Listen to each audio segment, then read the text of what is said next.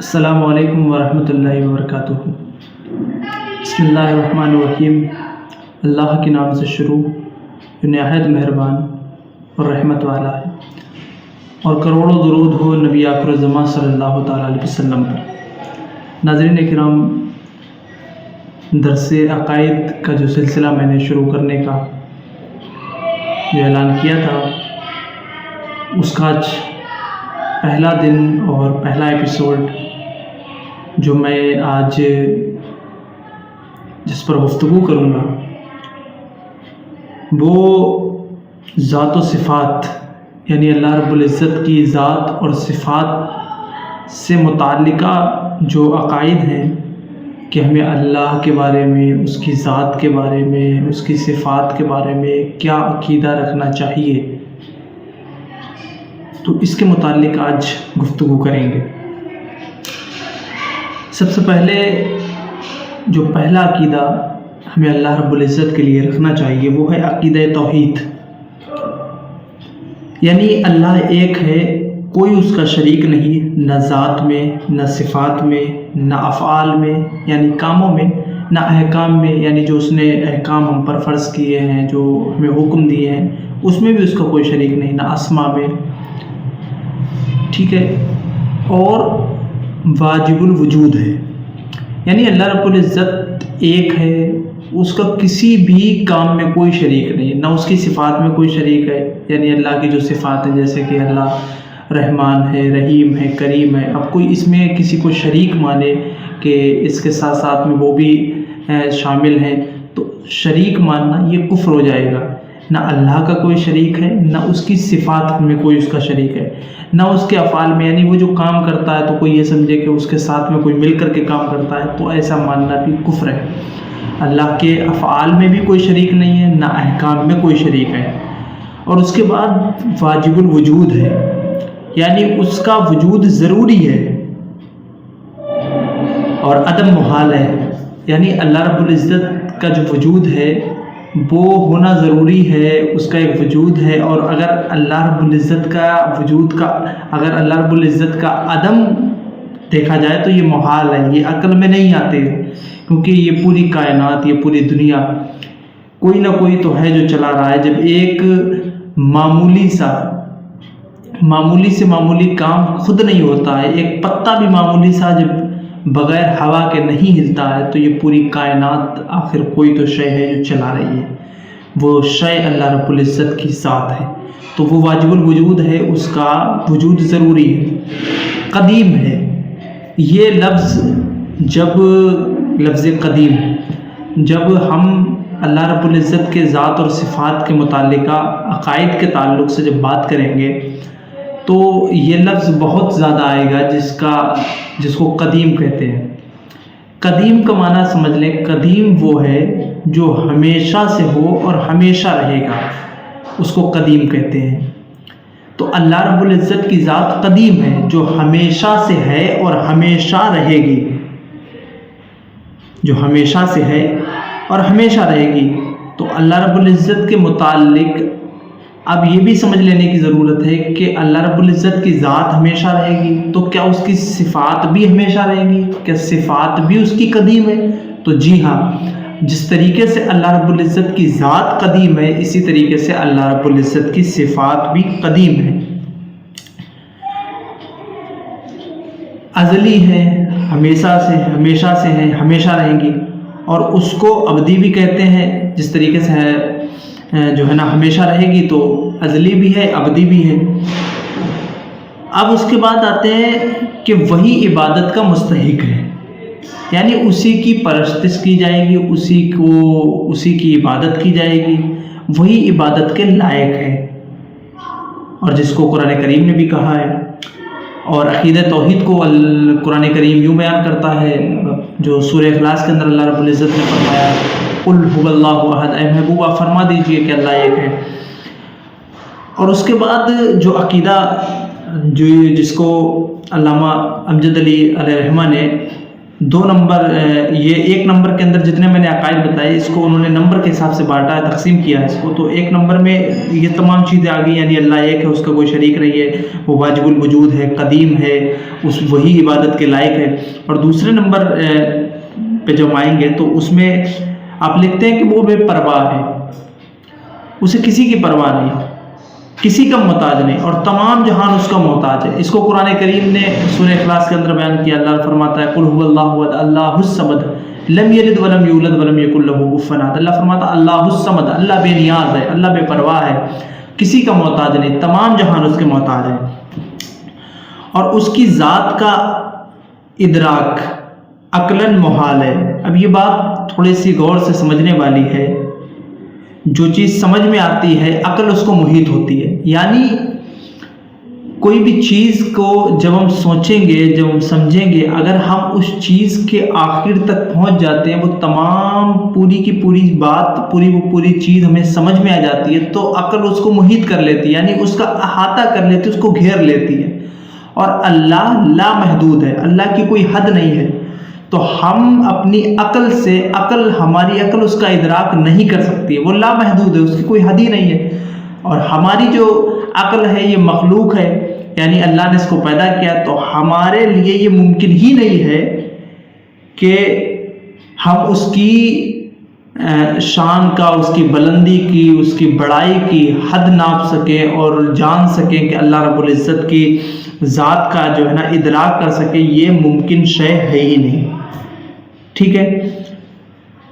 ہاں یہ ہو سکتا ہے کہ اجمالاً طور پر اس کے افعال کے ذریعے، اس کی صفات، اس کے افعال کے ذریعے سے اجمالاً اس کی صفات پر، پھر ان صفات کے ذریعے سے اللہ رب العزت کی ذات کی پہچان، اس کی معرفت ہو سکے. یہ ایک الگ بات ہے.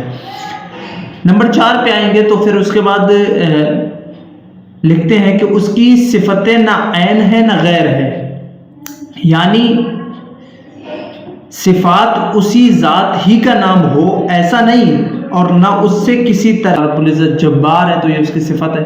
تو یہ تمام تر چیزیں جو ہے نا یہ صفات کہلاتی ہیں. تو جس طریقے سے اللہ رب العزت کی ذات ہمیشہ سے ہے اور ہمیشہ رہے گی، اسی طریقے سے اللہ رب العزت کی صفات بھی ہمیشہ سے ہیں اور ہمیشہ رہیں گی، ازلی ہیں، ابدی ہیں. ٹھیک ہے.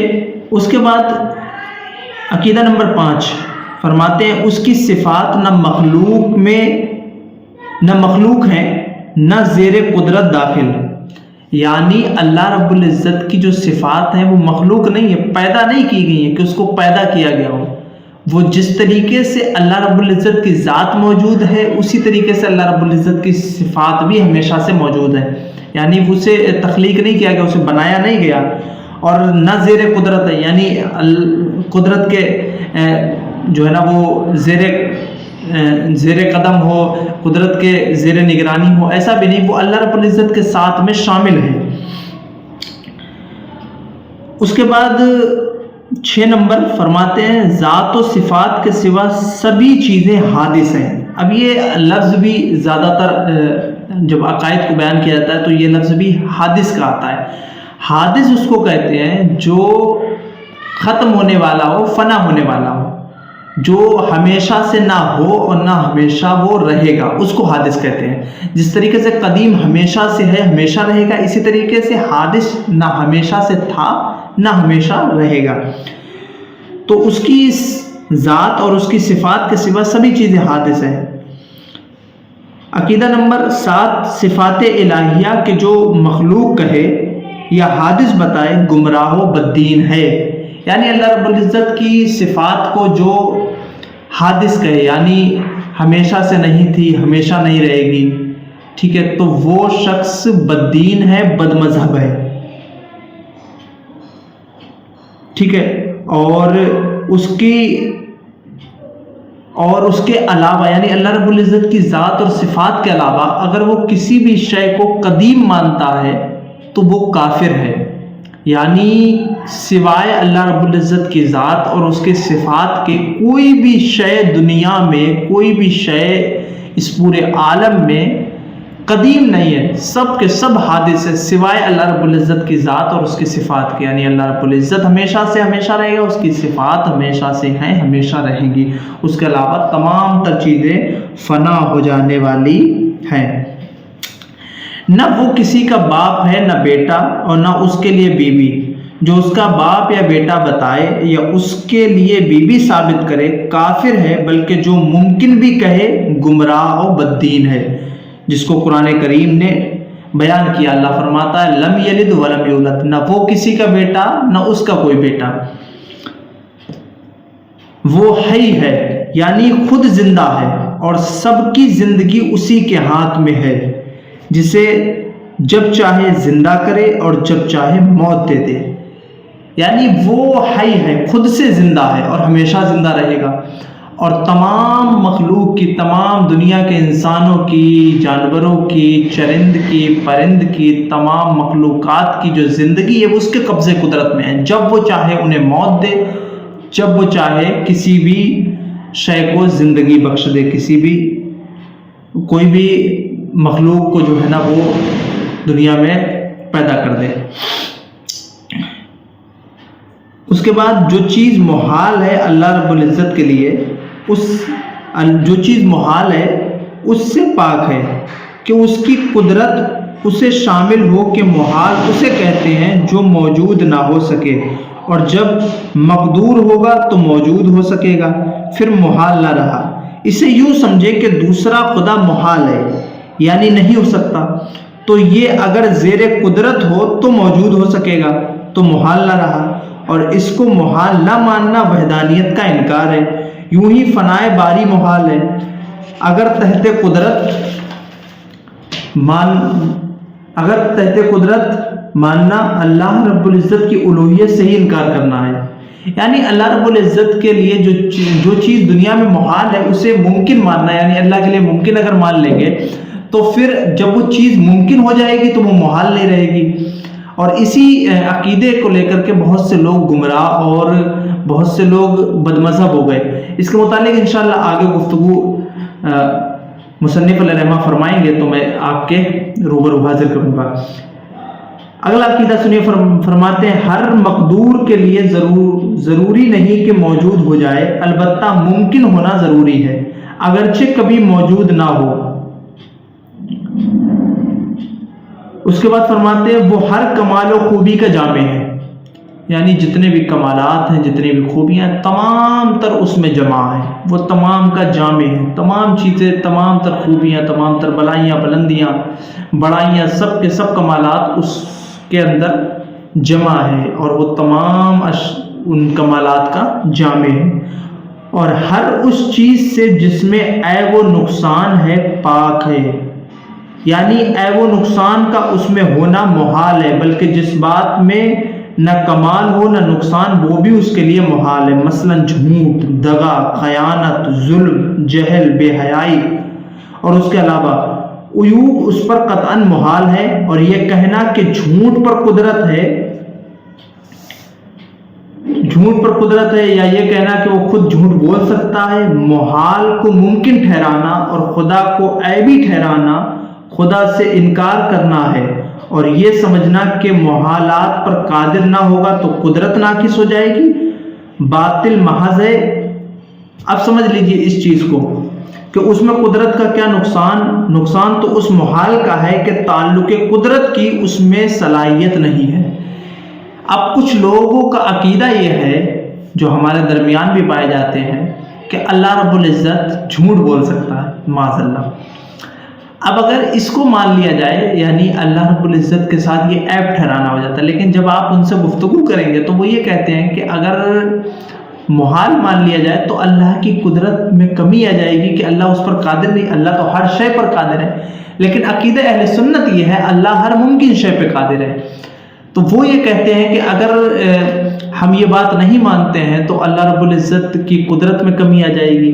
بلکہ اس کو بڑی اچھی طریقے سے علامہ صدر الشریعہ علیہ رحمہ نے بیان کیا ہے. وہ فرماتے ہیں کہ یہ اس میں اللہ کا نقصان نہیں ہے، بلکہ نقصان تو اس محال کا ہے کہ اس کا تعلق، اس کا قدرت سے تعلق نہ ہونا، یعنی تعلق قدرت کی اس میں صلاحیت نہیں ہے، یعنی وہ جو محال ہے اس میں یہ کمی ہے کہ تعلق قدرت کی صلاحیت ہی اس میں نہیں پائی جاتی۔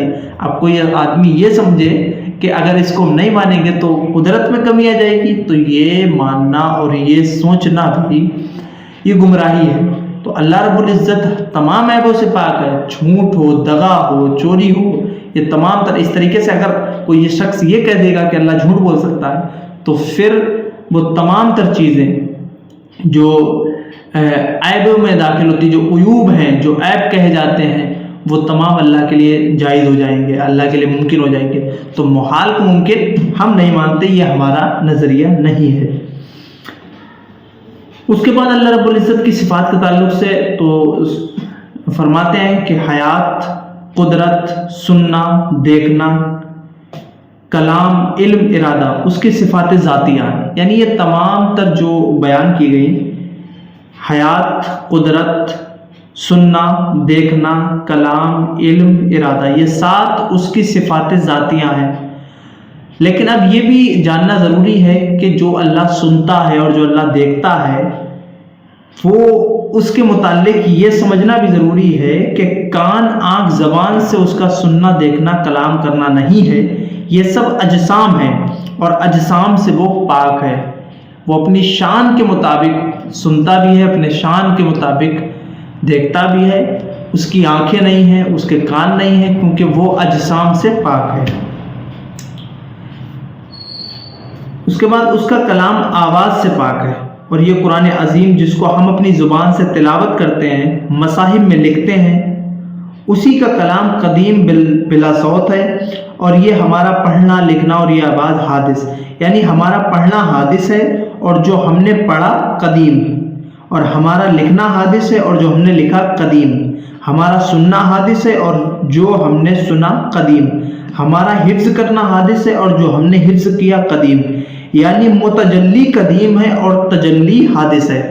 یعنی اللہ رب العزت کا جو کلام ہے وہ قدیم ہے، اور جو کلام ہم پڑھتے ہیں اپنی زبان سے، تو ہمارا پڑھنا جو ہے نا یہ حادث ہے، یہ ختم ہونے والا ہے، لیکن جو ہم نے پڑھا وہ قدیم ہے، وہ ہمیشہ رہنے والا۔ قرآن کو ہم یاد کرتے ہیں تو جو ہمارا یاد کرنا ہے یہ حادث ہے، یہ ختم ہو جانا ہے، لیکن جو ہم نے یاد کیا یہ قدیم ہے، یہ ہمیشہ رہنے والا ہے۔ اس کے بعد وہ غیب اور شہادت سب کو جانتا ہے۔ غیب کا مسئلہ بھی اکثر لوگوں کے میں زیر بحث رہتا ہے، چونکہ ہم نبی آخر الزماں صلی اللہ تعالی وسلم کو بھی علم غیب کے ہم عقیدہ رکھتے ہیں، تو اس کو سمجھ لیجئے، انشاءاللہ بہت جلد آپ اس مسئلے کو سمجھ جائیں گے۔ غیب اور شہادت سب کو جانتا ہے، علم ذاتی اس کا خاصہ ہے۔ جو شخص علم ذاتی، غیب خواہ شہادت کا غیر خدا کے لیے ثابت کرے، کافر ہے۔ علم ذاتی کا یہ معنی ہے کہ بے خدا کے دیے خود حاصل ہو۔ دیکھیے، غیب اور شہادت اللہ سب کو جانتا ہے، تمام جتنی بھی ڈھکی چھپی جو بھی چیزیں سب کو جانتا ہے، تمام غیب کو جانتا ہے، اور یہ غیب اس کا ذاتی ہے، اس کا خود کا پرسنل اس کا ہے، ٹھیک ہے۔ اور جو شخص علم غیب، اور وہ بھی ذاتی علم غیب، یعنی کسی کے لیے علم غیب ذاتی مانے، یعنی حضور اکرم صلی اللہ علیہ وسلم کے لیے اگر کوئی شخص ذاتی علم غیب مانتا ہے تو وہ کافر ہے۔ اور حضور اکرم صلی اللہ علیہ وسلم کے لیے جو اہل سنت والجماعت علم غیب کو مانتے ہیں، وہ ہم مانتے ہیں عطائی، یعنی جو اللہ رب العزت کے پاس علم غیب ہے وہ اس کا پرسنل، اس کا ذاتی ہے۔ جو حضور اقدس صلی اللہ تعالیٰ علیہ وسلم کے پاس علم غیب ہے وہ عطائی ہے، یعنی اللہ رب العزت نے وہ عطا کیا ہے نبی آخر الزماں صلی اللہ علیہ وسلم کو، تب ہے اس کے پاس، اور اللہ رب العزت کو کسی نے عطا نہیں کیا اس کے پاس، ہاں وہ اس کا ذاتی، اس کا پرسنل ہے۔ یہ سمجھنے کی کمی ہوتی ہے جس کی بنیاد پر لوگ جو ہے نا مس گائیڈ ہو جاتے ہیں اور لوگوں کو مس گائیڈ کرتے بھی ہیں۔ وہی ہر شے کا خالق ہے، یعنی تمام چیزیں دنیا کے اندر اسی نے پیدا کی ہے، اس کے علاوہ کوئی، تمام مخلوقات اسی کی پیدا کی ہوئی ہے۔ حقیقتاً روزی پہنچانے والا بھی وہی ہے۔ اللہ رب العزت کی جو صفتوں میں سے ہے وہ رزاق بھی اس کی صفت میں سے ہے، یعنی اللہ رب العزت ہی روزی حقیقتاً پہنچانے والا ہے۔ اور جس طریقے سے ملائکہ ہو گئے اور وہ تمام تر ملائکہ اور اس کے علاوہ جو بھی ہیں وہ وسائل ہیں اور وسائط ہیں، یعنی وہ وسیلے ہیں، ان کے ذریعے سے پہنچاتا ہے اللہ۔ حقیقتاً جو روزی دینے والا ہے وہ اللہ ہی ہے۔ ہر بھلائی اس نے اپنے علم ازلی کے موافق مقدر فرما دی ہے، جیسا ہونے والا تھا اور جو جیسا کرنے والا تھا اپنے علم سے جانا اور وہی لکھ لیا۔ تو یہ نہیں کہ جیسا اس نے لکھ دیا ویسا ہم کو کرنا پڑتا ہے، بلکہ جیسا ہم کرنے والے تھے ویسا اس نے لکھ دیا۔ یہ مقدر کی جو بات ہے نا، مقدر، لوگ یہ سمجھتے ہیں کہ ہم نے گناہ کیا، ہم نے خطا کی، اللہ نے ہماری تقدیر میں ایسا لکھ دیا تھا، ہمارے مقدر میں ایسا لکھ دیا۔ ایسا نہیں ہے۔ اللہ رب العزت ہر انسان جسے دنیا میں اللہ رب العزت بھیجتا ہے اس کے بارے میں اللہ کو علم ہوتا ہے کہ وہ دنیا میں جا کر کے کیا کرے گا اور کیا نہیں کرے گا، تو وہ اللہ رب العزت پہلے ہی اس کو لکھ دیتا ہے۔ ایسا نہیں کہ ہم اللہ نے لکھ دیا تو ہم ایسا کرنے والے تھے، ہم ایسا کرنے والے تھے اس لیے اللہ نے ویسا لکھ دیا پہلے سے ہی۔ یہ سمجھنے کی چیز ہے۔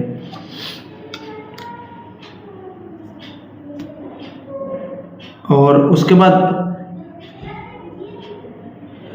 مثال دے کر فرماتے ہیں زید کے ذمے برائی لکھی، زید کے ذمے برائی لکھی اس لیے کہ زید برائی کرنے والا تھا، اگر زید بھلائی کرنے والا ہوتا وہ اس کے لیے بھلائی لکھتا، تو اس کے علم یا اس کے لکھ دینے نے کسی کو مجبور نہیں کر دیا، یعنی اس نے اگر لکھ دیا تو یہ مجبور نہیں کیا۔ اگر ہم مثال کے طور پہ کوئی شخص اگر برائی کرنے والا تھا تو اللہ نے اس کے لیے برائی لکھ دی تھی کہ یہ برائی کرے گا، اور چاہے جیسا چاہے کرے، کسی کو اس پر قابو نہیں، اور نہ کوئی اس کے ارادے سے اسے باز رکھنے والا، اس کو نہ اونگ آئے نہ نیند آئے، تمام جہاں پر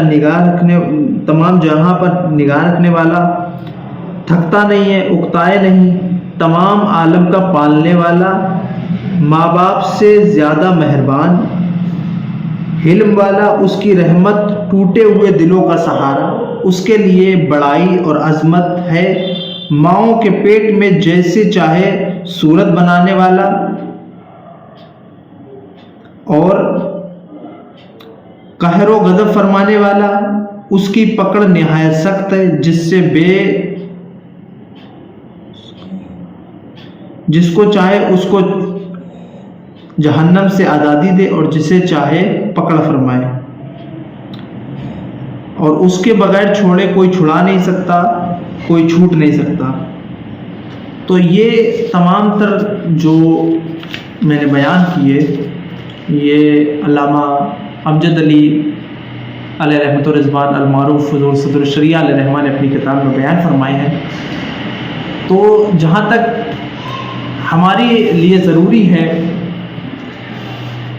اللہ رب العزت کی ذات اور صفات کے متعلق جو عقائد ضروری ہیں ان کو سمجھنا ضروری ہے، اور ان کو اگر اس ویڈیو کو آپ نے غور سے سنا، اگر آپ کو پھر بھی کچھ چیزیں کنفیوژن نہیں ہو تو اس کو پھر سے سنیے، اور انشاءاللہ آپ کو یہ تمام تر باتیں سمجھ میں آ جائے گی۔ یاد رکھیے اللہ رب العزت کے لیے عقائد کا صحیح ہونا بہت ضروری ہے، چونکہ سب سے پہلی بات تو یہ ہے کہ ہم جتنے بھی عمل کرتے ہیں ان عمل کا دار و مدار بھی ہمارے عقیدوں پر ہے۔ جب تک ہمارا عقیدہ درست نہیں ہے تب تک کہ ہم چاہے کتنے بھی اچھے عمل کر لیں ہمارے وہ عمل قبول نہیں ہوں گے، کیونکہ ہمارے عقیدہ درست ہونا چاہیے، ہمارے بلیفز درست ہونے چاہیے، ہمارا یقین درست ہونا چاہیے۔ یعنی جب تک ہم اللہ کو جانیں گے نہیں، اللہ کو سمجھیں گے نہیں، اللہ کے متعلق ذات اور صفات کے عقائد کو نہیں جانیں گے، تب تک ہم اللہ کی عبادت جو کریں گے تو ہم کہیں نہ کہیں ہمارے اندر کمی رہے گی۔ تو ہمیں سمجھنا چاہیے کہ پہلے اللہ رب العزت کے بارے میں ہمیں عقیدہ کیسا رکھنا چاہیے، ایمان کیسا ہمارا اللہ رب العزت کے متعلق ہونا چاہیے، پھر اللہ کی عبادت کریں گے تو انشاءاللہ تعالی اللہ تعالیٰ اس کو قبول فرمائے گا۔ آج کے سیشن میں بس اتنا ہی۔ اللہ رب العزت کے حضور دعا کرتا ہوں جو کہنے سننے میں غلطی ہوئی ہو اللہ رب العزت اپنی رحمت سے معاف فرمائے، اور سب سے ہمارے عقائد کو، ہمارے نظریات کو اللہ رب العزت ہمیشہ درست رکھے، اور وقت موت ہمارا خاتمہ ایمان پر فرمائے۔ السلام علیکم ورحمۃ اللہ وبرکاتہ۔